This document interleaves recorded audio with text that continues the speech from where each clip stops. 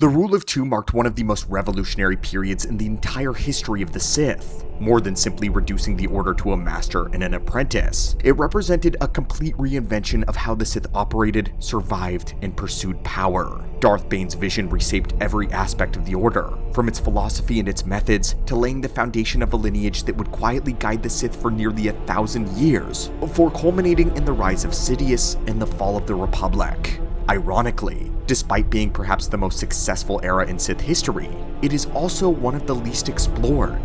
Both legends and canon tends to focus on the bookend of the Rule of Two. We know a great deal about its beginnings through Bane and his rise, as well as the destruction of the Brotherhood of Darkness, while the final generations of the lineage are extensively chronicled through figures such as Plagueis, Sidious, and Vader. But beyond these few defining moments, the centuries in between remain largely shrouded in mystery. Most of what we know about this middle era comes through the scattered references, secondhand accounts, or occasional historical records of others, leaving nearly a millennium of Sith history largely unexplored.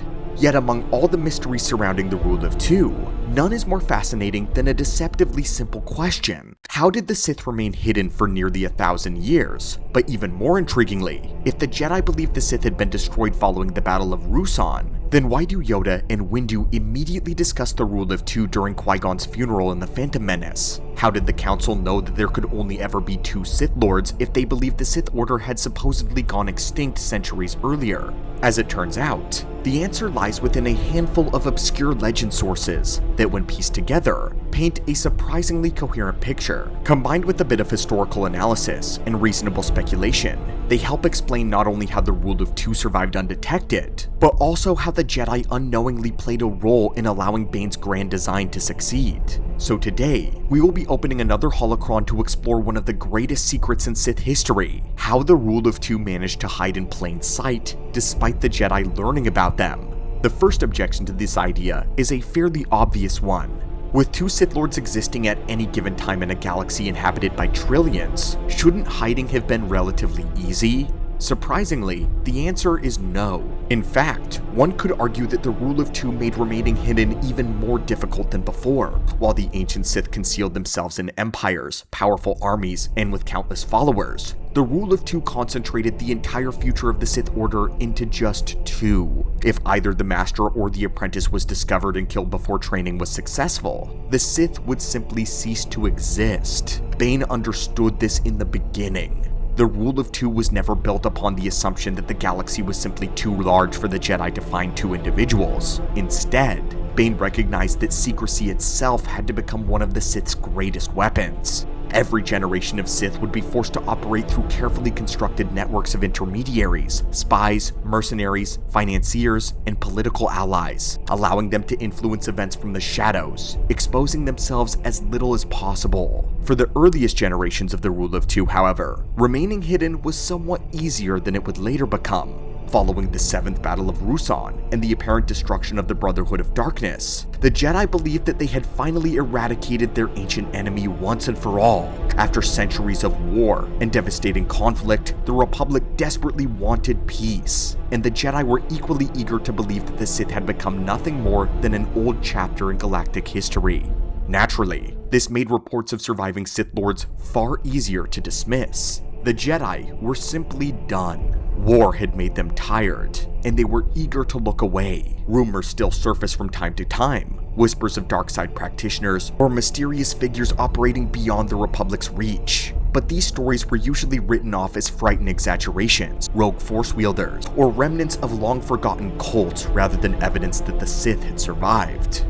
This relative freedom benefited the earliest members of the lineage, including Zana, Cognis, and the generations immediately after them. As long as the Sith exercised restraint and avoided drawing unnecessary attention, the Jedi had little reason to suspect that the Sith were quietly rebuilding in secret. But this period of complacency would not last forever. As the centuries wore on, the Jedi gradually became less willing to dismiss every trace of the dark side as mere coincidence. Although the Jedi continued to believe that the Sith themselves had been destroyed, they recognized that the dark side had not disappeared with their old enemy. Ancient temples still lay scattered across the galaxy loyal to the Sith. Holocrons, cursed tomes, artifacts, and texts remain hidden on forgotten planets, waiting to corrupt those who stumbled upon them. even without the Sith. These relics alone posed a genuine threat to galactic peace. In response, the Jedi established one of the most specialized branches of their order, the Jedi Shadows.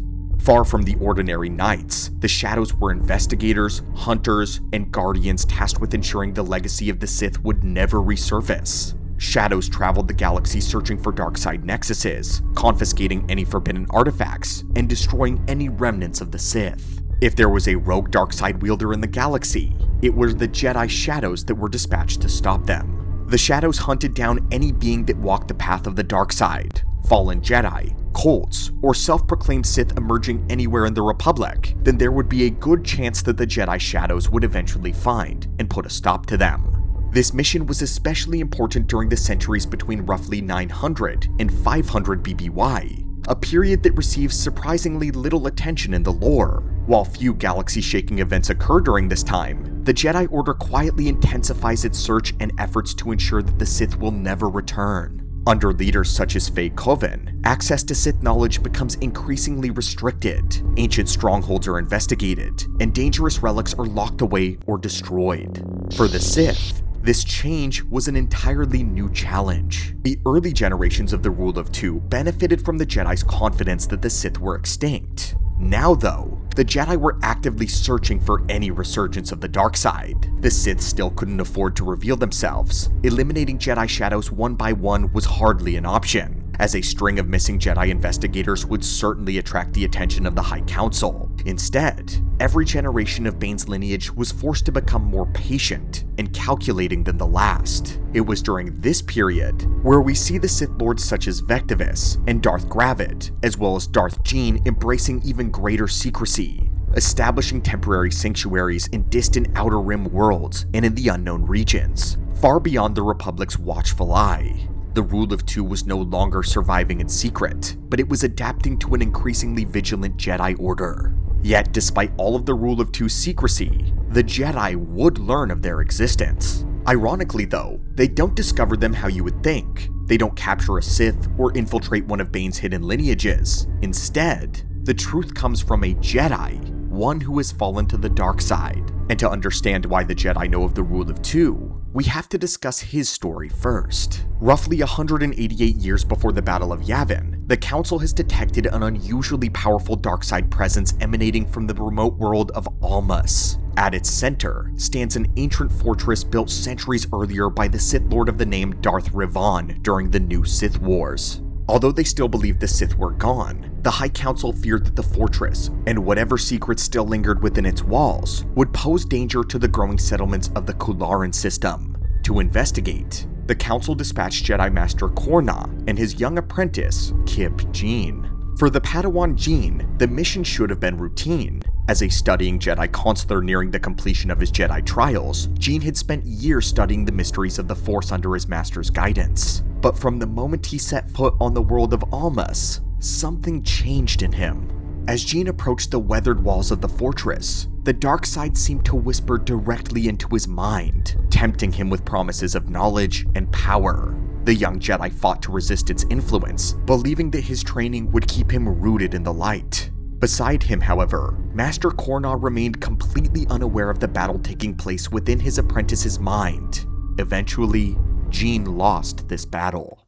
Consumed by the whispers of the ancient Sith temple, he ignited his lightsaber and struck down his own master from behind. Stepping over his body, he entered the fortress of Darth Rivan alone. There, Gene immersed himself in the teachings preserved within the ancient halls. Over the following months, the Jedi embraced the dark side completely and emerged from the fortress no longer a Knight of the Order, but as a dark Jedi determined to carve out his own dominion. Using the Force to bend pirates and criminal syndicates to his will, Gene assembled an army and plunged the system into a brutal conflict that would claim the lives of thousands. This showcased to the Council just how dangerous this knowledge of the ancient Sith Lords truly was. If a mere Padawan could learn from this and ignite an entire full-scale war, whatever remained needed to be destroyed. But the most significant discovery that Gene made within Riven's fortress was not power necessarily, but it was knowledge. Nothing to do with the esoteric abilities of the dark side. Hidden among the ancient manuscripts was the truth that the Jedi had failed to uncover for centuries.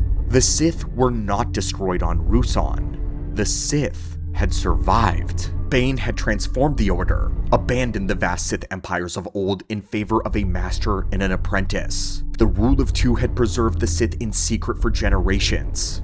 Years would pass. The Jedi finally located and cornered Gene, bringing the Dark Jedi conflict to an end.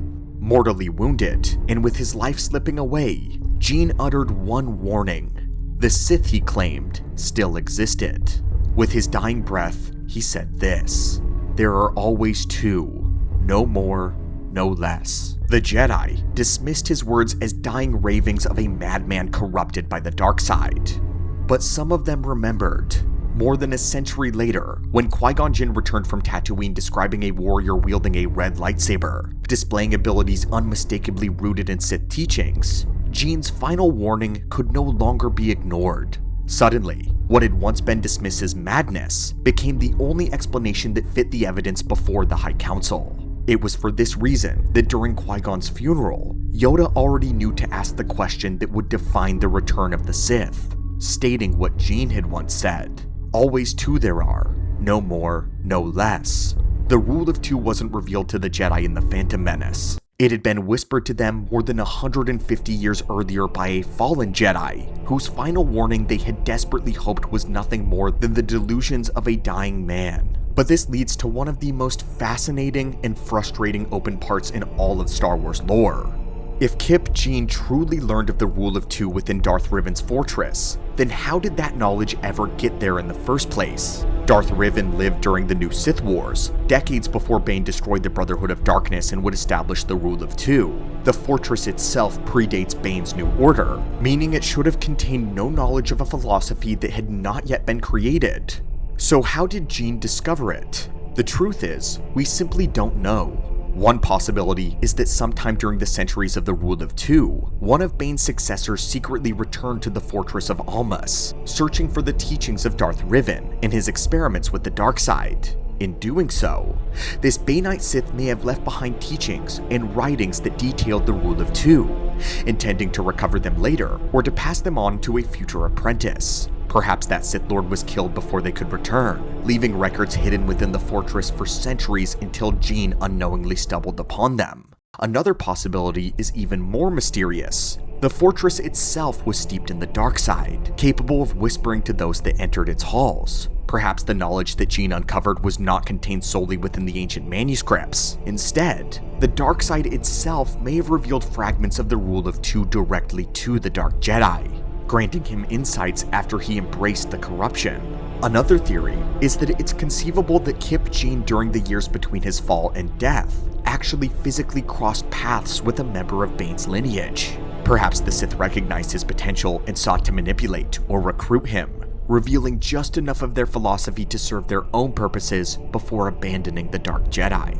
Such an encounter would certainly explain why Gene learned of the Rule of Two without ever becoming a part of their lineage. Ultimately, however, the truth remains one of the most endearing mysteries in all of the EU. We know that Gene somehow learned of the Rule of Two, we know that he warned the Jedi about his death, and we know that this is how Yoda knows of the Rule of Two centuries later. Exactly how Darth Bane's greatest secret found its way into the fortress of Almas, however, is a mystery that the lore has never answered. But the answer to how Yoda knew is simple. Yoda was alive when Gene fell to the dark side and issued his final warning to the Jedi. Although the Jedi dismissed his claims at the time, they didn't erase them from their records or archives. In truth, the Dark Jedi's testimony represented one of the more credible pieces of intelligence the Jedi received concerning the Sith in centuries. And then, when Maul appeared, Yoda's greatest fears were seemingly confirmed. After 1,000 years of silence, the appearance of a single Sith was enough to validate Gene's centuries-old warning. If one Sith had returned, then the rest of his claims suddenly became far more believable. At the funeral, Yoda is recalling one of the few surviving clues that the Jedi have ever received about the Sith, and realizing, all at once, perhaps too late, that it had been true all along. But this still leaves us with our mystery. How do you think that Kip Gene really learned of the Rule of Two?